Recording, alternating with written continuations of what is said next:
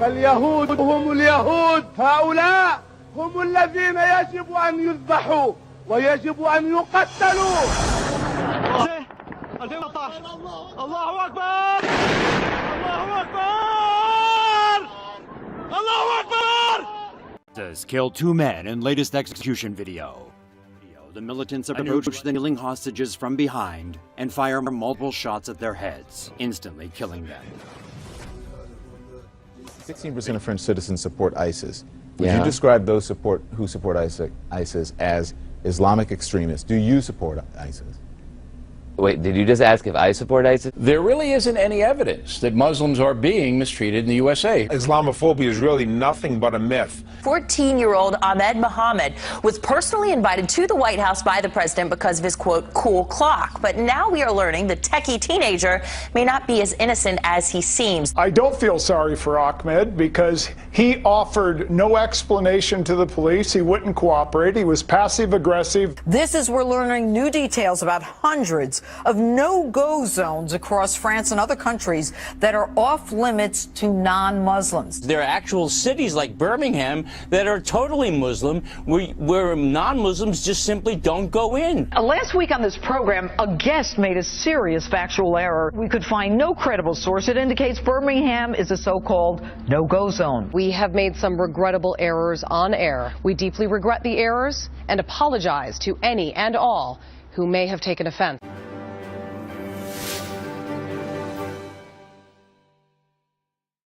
Like 90% of the media's coverage is negative, and we know how powerful media is. This then translates into ordinary people.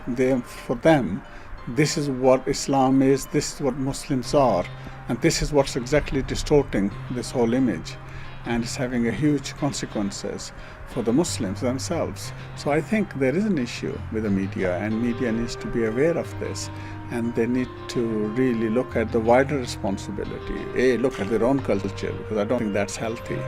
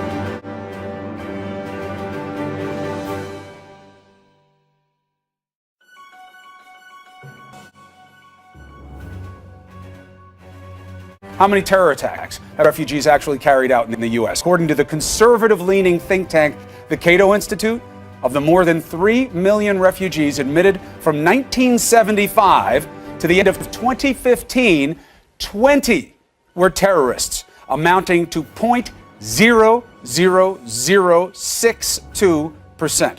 Of those 20, only 3 attacks were successfully carried out. 3 people lost their lives. So, how many Americans have been killed by citizens of these countries? None. From 1975 through 2015, Cato research says none.